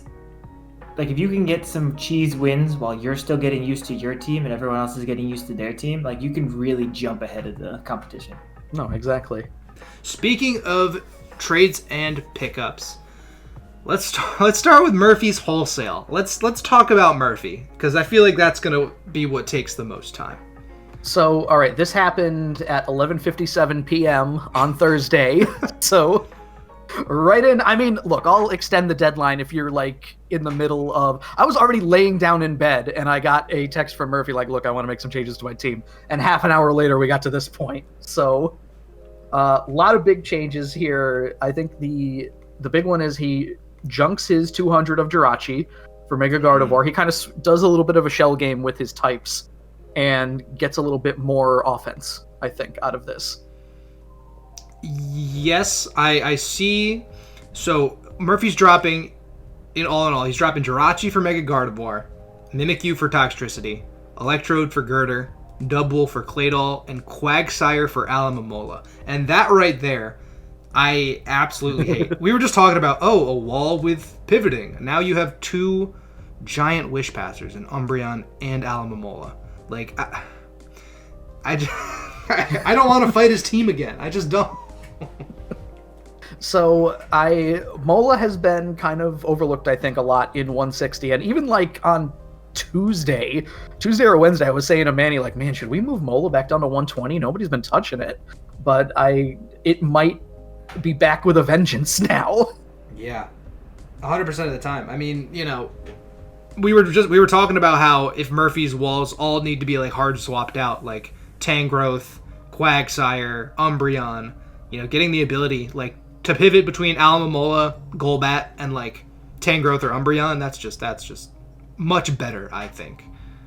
Yeah, you do more. He has Claydol now, which gets him, you get some spin from Claydol, you get screens, you get Z-Teleport, because it's his main captain here, so that gives him a little bit more of an option. Claydol has a bit of an offensive presence. It gets Scorching Sands now, I'm pretty sure. Yeah. Wait, so, it gets Teleport?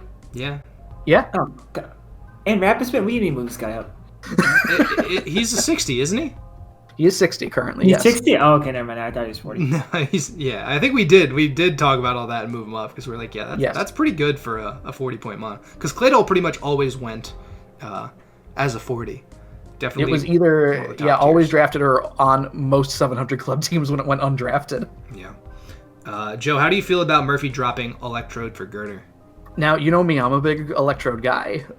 Manny's a big Girder guy, and I don't blame him, because Girder was, I think, a pretty good price point at 60 when we had him there. But it's too much crossover with Toxtricity, so I don't blame him for dropping Electrode, sad as I might be about it. Listen, Girder is my spirit animal. I will never pay for Conkeldurr ever again if I could pay for Girder. And Girder actually gives him another defogger. Doesn't just have to be Golbat anymore. You don't have to run Golbat every single week. It's going to be hard for them to... his big arms very fast and blows away the rocks. Yeah. I was going to say it was going to be hard for them to share the Eviolite, but you could just run like a Banded Iron Fist if you want, or like the Flame Orb and, Proc Guts. You may as well. Why not? Yeah, the Guts Flame Orb Mach Punch. It's pretty decent, even with an not fully evolved Pokemon. Girder's base attack is still like 105 or something, so... Yeah, I think this has definitely been a season of people looking into Eviolite users and not fully evolved mons to kind of to piece together their team a bit more tightly. I think like tier 5s, we've said if you get like one good battle out of a tier 5, that's worth it essentially. Yeah, and that's all you need Girder to be for this. You need him to have one battle where he goes crazy with Guts Mach Punches, and that could very well be the case, and then he's suddenly worth it. And yeah, and we've seen Girder put in work in like previous seasons either. Like it's not just like what can this thing do? Like we know Girder actually like puts in results too. So I brought totally Girder to 2 championship games. Yeah, yeah, it's a good Pokemon. I also really like the Jirachi for Mega Gardevoir. You know, if the points aren't really doing anything for you, and you find that you're not really bringing Jirachi or using Jirachi like as well as you think you could, you know, Murphy was in desperate need of like a breaker, like something that can just dish offensive presence, and I think Mega Gardevoir and Toxtricity kind of patch that up a lot. I do feel like Jirachi is, you look at the 100 in every stat and you're like, yeah, that's pretty good. But then when you actually need Jirachi to like do some big damage, like Jirachi's fine in, 5 or 6 turns where you're hitting Iron Head and getting flinched every time, but if you need like a 1-turn cannon, why not have Mega Gardevoir with a Hyper Voice, with a Pixelate Hyper Voice? Yeah. Right. Because that's not the game that he's trying to play. Like he's trying to play with Umbreon and the fish now and just kind of cycle through his tanks and then hit things really hard with Mega Gardevoir. Right. Same kind of thing for Mimikyu where you need that Swords Dance turn to do like any significant damage. I don't love Toxtricity. I'd like to see what it does. It's not my favorite, but especially compared to Electrode. But I think that I'm excited to see what he tries to do with it. Definitely. I think all in all that these pickups from Murphy are probably going to help him just totally later on in the season. I think that they're just probably overall better than the mons that he traded them for. Or at least work better with his team comp and strategy that he's been going for. Right. I mean, this might be the first time in history that Quagsire has been dropped for anything, so I wouldn't be surprised if somebody jumps on that too, because Quaggy is a hot commodity. That's true. Maybe week 5, maybe week 6. Couple bye weeks though, so people might not be looking at the doc all too much. I don't know. Maybe we'll skirt over the radar. If you got a bit of an investigative eye on your bye week, maybe now's the time to strike while the iron's hot. Which is true. All right, so let's talk about Thomas. We did talk about Thomas's his game versus was it Bick? I think it was Bick. Thomas versus Bick, and how Grimmsnarl. It was Lebo. Oh, it was Lebo. It was Lebo. And how Grimmsnarl wasn't exactly doing it for him. So Thomas is dropping that Grimmsnarl for Incineroar. And I agree with him when this is probably something that he should have done last week, when he's been sitting on 40 additional points in his, for his draft. He came up 40 points short initially, so he just had that kind of in the back pocket, and finally was just like, you know what, let me wait around a week to see if I really want Incineroar, and then just waiting turned out to be the wrong option, because he definitely really wanted Incineroar. Yeah. I mean, Incineroar is a 160 Pokemon for a reason. We saw it put in so much work for Drac last season. You can run it AV, you can run it Z-Move, you can run it Leftovers. Now there's Booties. Like, in draft, it's just so versatile. You can literally do anything you want with it. Knock off U-turn, parting shot. I have so many things I could say about Incineroar. I remember when it was 100 points. Yeah. Which, I was actually, at one point I was looking at the doc and I was like, is Incineroar really a 160? Like, is it really? And then, yes. It wasn't taken, and it just got taken. So now this sort of convinces me, that he probably is. It probably is a 160 Pokemon. You have to play with Incineroar to, he doesn't look, his stats don't, scream 160, but, I had him a season, and, I absolutely loved everything he brings to the table. Yeah. I would pay 160 for Incineroar any day of the week. So I think overall that's just a good upgrade for Thomas. You got 40 points in the pocket. One Pokemon's not exactly doing what you want for it. You might as well get a tier 1 and really start making things work with it. May as well upgrade. Yep. And last but not least, we have Kyle. And Kyle's dropping Scyther for Avalugg, which is just totally out of left field. This is a direct response to needing an answer for Zygarde. Yeah, I think it was. This is absolutely like an Icemon that has the biggest defense on the planet. That's what you need to slow down Zygarde, and I think the rematch, Kyle famously said once, no more mistakes, and this is the one. Like, Kyle rarely uses trades and pickups from what I remember. It's not too often, so him switching out, like, Scyther's a fine Mon, it's a great Mon, but if you need something to deal with you need to change things on your team to deal with changes your opponent made, that's fine. That's definitely valid, and Avalugg being on the team here absolutely stops Zygarde. Yeah, that's bulky offense if I've ever seen it, and that's pretty much what Kyle's team is. And I mean, I really like it. Yeah, definitely. Like, if you're thinking about the second time you have to fight Zygarde, and you're looking at your team and you're thinking, oh, the best thing I can hit it with is an Ice Beam from Nidoking, or a Moonblast from Whimsicott, you're like, I kind of want something a little better to deal with that. Even if it only comes in handy in that situation, which I doubt it will, because Kyle's Kyle, and Avalugg's a pretty decent Pokemon. It's still probably worth the pickup, because you have 5 of them a season. Oh yeah, no, definitely. And look, we have Manny right here. He picked up Arctovish specifically to deal with Dracovish in a battle where he doesn't have to face Dracovish twice. This was just a Conference Cup battle that he made this change for, and it paid off for him. Definitely. So I'm totally okay with it. 2 very, very different Pokemon in Scyther for Avalugg, but if Scyther's not doing anything for you and you think Avalugg can do something for you, go for it. Absolutely. Makes sense to me. Absolutely. King of the Kill. Let me do make it a little tinier for y'all. Hey, look at my boy up there. And this is a whole look at the Galarian birds. Look at how many birds are up here.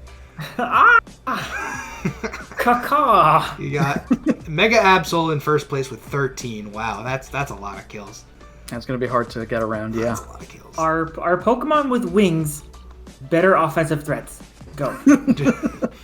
Mega Absol kind of has wings there, so maybe so. Yeah. Crawdaunt has no, Crawdaunt doesn't have wings, but he is in second place with 8 kills, which we've seen. It feels like it should have more. I feel like Crawdaunt's killed more things than that.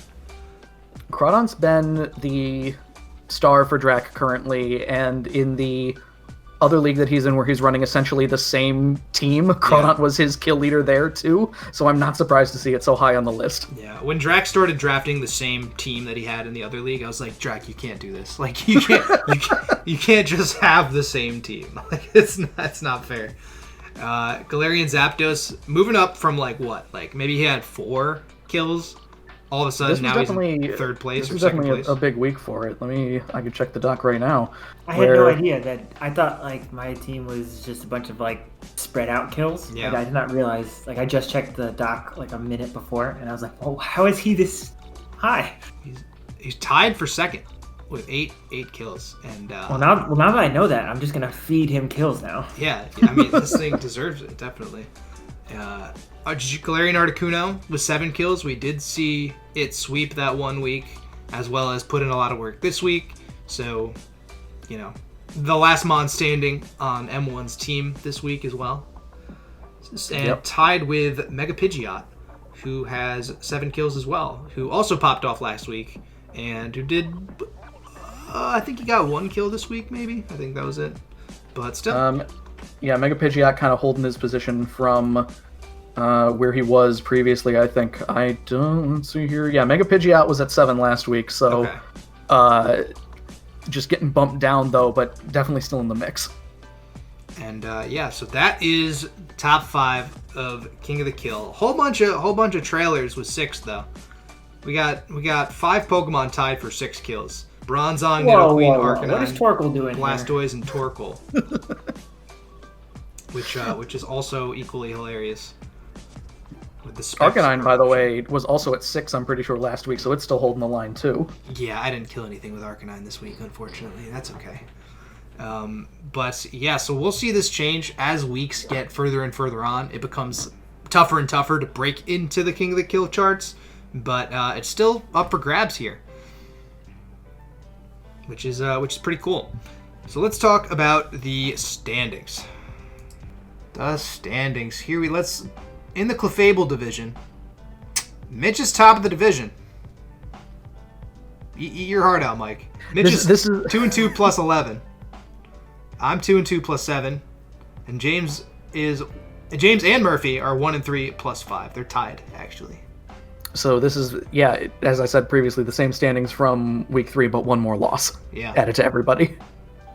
Oh, yeah. Yeah, we did That's kind of kinda get tight. rolled. It is really tight, actually. It's kind of scary.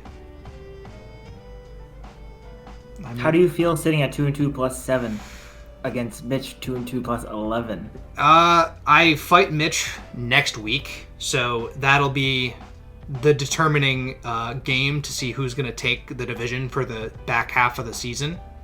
I was gonna say, because if this was a conference cup week coming up and James got a ridiculous plus or Murphy got a ridiculous plus, you can go from first to last in your division and in a week, like one wrong turn. Yeah, definitely. Yeah. Which is definitely scary. Being 2-2, we see this is the only division where somebody is 2-2 at the top of the division. You know what I mean?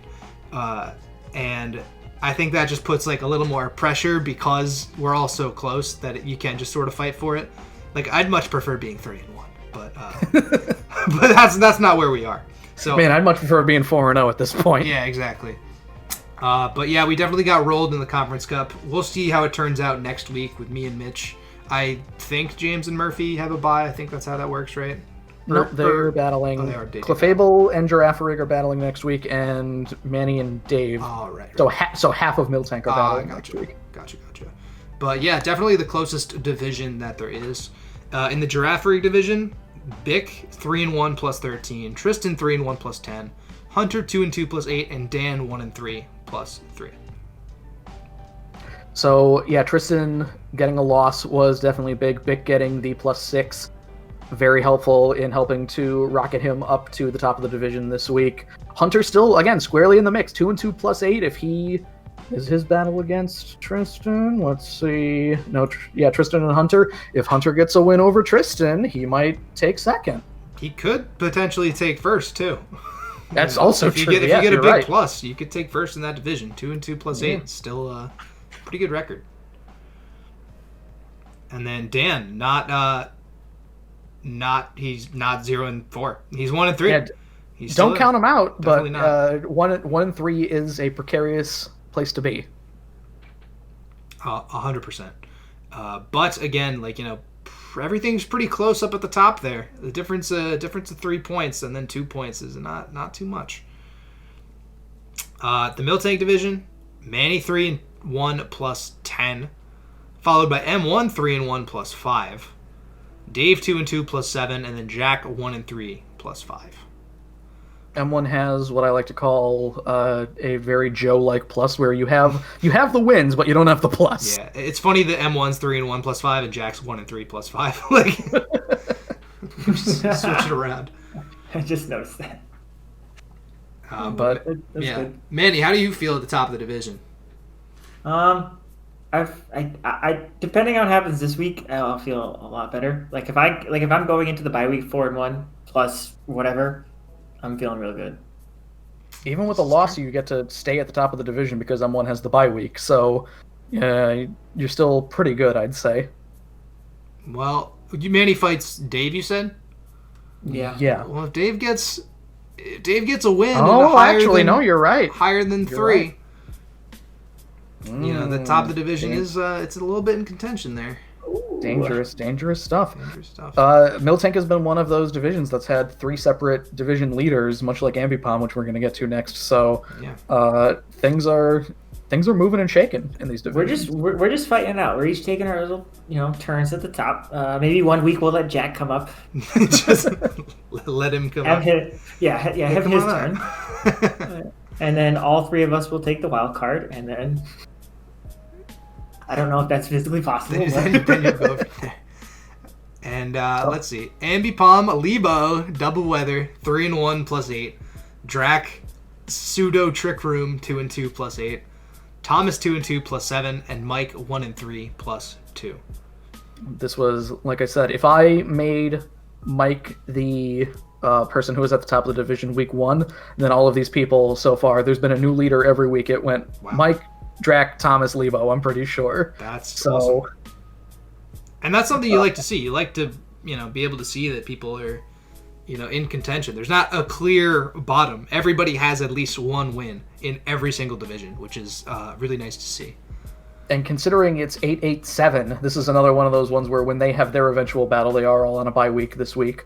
When they all do their week 6 battles, Drac might win, Thomas might win, Thomas might find himself at the top of the division again, unless they're playing each other, which I have not checked. There's definitely very, very big playoff implication here.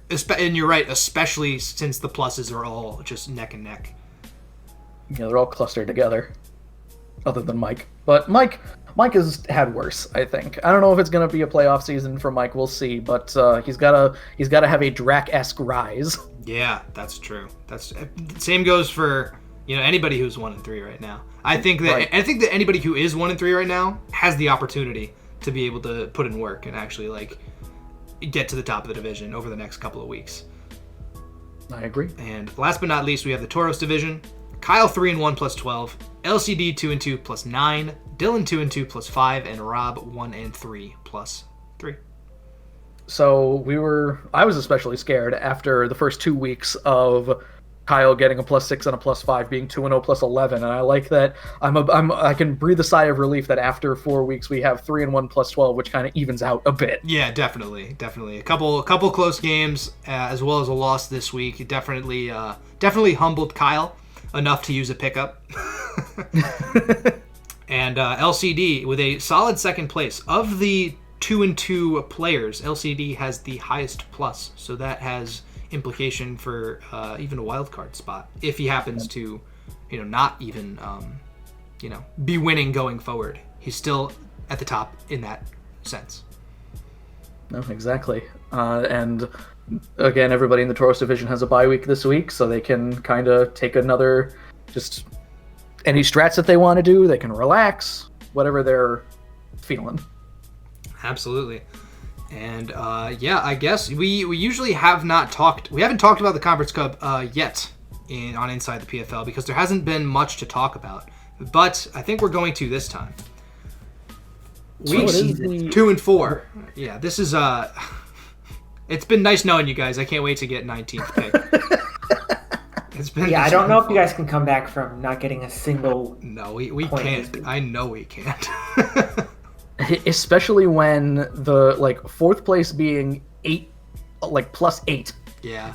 That's I'm assuming that things are going to even out and there won't be as many blowouts as we get kind of later into the season. I could very well be wrong about that, but I feel like you definitely have your work cut out for you in terms of getting even 14 points, I'd say. If Giraffe got 0 points for the rest of the season, if Miltank got 0 points for the rest of the season, I still don't think it would be enough. Yeah, so Clefable's basically out of the running. Giraffe Rig's the clear leader, but obviously there is, I guess, 3 technically more Conference Cup weeks coming up. But Miltank, Ambipon, and Tauros are all neck and neck. So there's a little bit of implication. Your boys at Miltank are coming, all right? Just wait. We're going to get our shit together. That's what I like to see. A little work up, wishy-washy maybe. What if it even gets work up? I don't even know if it does. It's fine. I don't even know, dude. Who knows? Work up, rest, chesto, resto, work up, scald, sleep talk. There you go. Yeah, hey, why not? If you get it. But that is the Conference Cup. And let's talk about the schedule. Which there is a bye week for half the players, half the divisions. So there's only 5 battles happening. But these 5, again, they have a lot of implication here. Is it time to bring back commish picks? It is time to bring back commish picks because we have all 3 of the commissions right here. Spicy. So I guess I'll throw it off to you guys. James versus Murphy. So after the changes Murphy has made, I'm assuming that he's going to want a big win coming out of the gate. After whatever happened with James, this might be a revenge week for him. When they squared off the first time, this was Murphy getting blown out in like 20 turns, and we were like, whoa, what happened to this team? This is not the same team anymore. I think that Murphy is going to get his revenge this week. Go ahead. I think I agree. I think that, Murphy making changes at 11:57 p.m. really shows that he is, dedicated to doing better this coming week. And, being able to make changes right before a rematch of a game, especially since the first week, things didn't necessarily go in his favor. These are two entirely different teams. Like, we're not going to see the same matchups because James has used a ton of pickups, Murphy's used a ton of pickups. But I think that overall, I think Murphy's probably going to take it. Get your brooms out, boys. Oh, baby. The brooms. Unbelievable. I'm picking Murphy. We're all sweeping. Wow. Myself versus Mitch. I'm going to toss it over to you guys because... So the only loss that Mitch has had thus far... No, I'm wrong. He lost M1 last week, excuse me. His worst loss then was against you week 1, Jim. I don't think Mitch has made any significant changes in the meantime here. I feel like he's probably going to run maybe the same sort of set. Maybe he's learned a bit from week 1 here, but I don't think I don't want to say it's insurmountable. I don't want to say that that he can't pull out an upset, but I believe that the safe money is on you, Jim. I'm gonna try this week. I don't like being 2-2. I think that I really think that this is like kind of a make or break week for me. So I'm gonna pull out some of the stops. So I'm also gonna pick myself, and also because I'm not like self-deprecating or anything like that. So. Man, what's better than one broom? Let me get a second broom out here. 2 brooms, Joe. 2 whole brooms. Bick versus Dan. Oh man, I fear I don't want. Usually, I like to be a contrarian sometimes for some of these, so it's not constantly. Because I feel like a lot of commish picks that you and Mike do, or whatever you call the inside the PFL picks, is a lot of just Mike going, "Damn it, I also agree with you." So Dan getting a win was very good. Bick, as we said, he's the man with the strats. I think that this seems pretty easy in Bick's camp. Yep. I'm gonna pick Bick as well. Substitute Toxic Entei. Just stop it. Just what are you talking about? I'm gonna pick Bick as well. So 3 brooms. All right. I can't believe I got 3 brooms for Christmas. Yeah. Great. Tristan versus Hunter. This one I think has some to talk about here. There is a bit of this is also a different game since week 1 here. We know that as we saw that Hunter likes to boost a lot, and I think that was partial undoing of week 1, I want to say. And I don't know if he's necessarily learned his lesson, but I think that the loss that Tristan incurred shows that he is fallible, and I think that I'm going to go with the underdog Hunter on this one. I was also going to pick Hunter. Cool. I thought I was going to be the contrarian here. But no, I definitely sort of agree with you. I think that Hunter may have learned from his mistakes versus Tristan week 1. Again, showing that Tristan is not unbeatable despite having a really good team. I think that the ability to, if Hunter wants to, like, set up, could really spell danger for Tristan's team. So, what's better than 3 brooms? Oh, no. I'm just kidding. I'm picking Tristan. Hey. 3 brooms and What's better than 3 brooms? Nothing. Yep. Nothing. And finally, Manny versus Dave. Manny, you're done. I'm picking Dave. I'm picking Dave. Manny, you're done. You're done. It's over. Past your prime. Oh. So anyway, I took that personal. Yeah, I'm gonna pick Manny. I've seen too much Galarian Zapdos, and I don't think Dave has a. Oh no, he does have a normal type, but I think Manny's got it. My grounded bird is just gonna flap all over Dave, baby. I'm picking G Zapdos to the moon, baby. To the moon. Oh, man. Well, that about does it for this week's Inside the PFL. Thank you all for joining me. And thank you, Joe and Manny, for filling in here. Thank you. This has been good. It's been fun. It was fun. Heck yeah. So we're going to be out of here. Shorter Inside the PFL next week, obviously, because we only have 5 matches. But yeah, a whole bunch of really exciting stuff is coming. Now, this week coming up, I always ask Mike this question, so you guys are gonna have to bear with me. I believe, I don't know about you guys, I think that this might be the most important week of the season. Now, correct me if I'm wrong. What do you guys think about that? I believe that when there is rest, there is opportunity. This is the most important week of the season. Oh gosh. We are headed into the first rematches of this young season, Joe and Jim. Okay. This is a chance for everyone to flip their script around. So I agree that this is the most important week of the season. Wow. As the DBZ music plays us out. All right. Have a good night, everybody. We'll see you next week.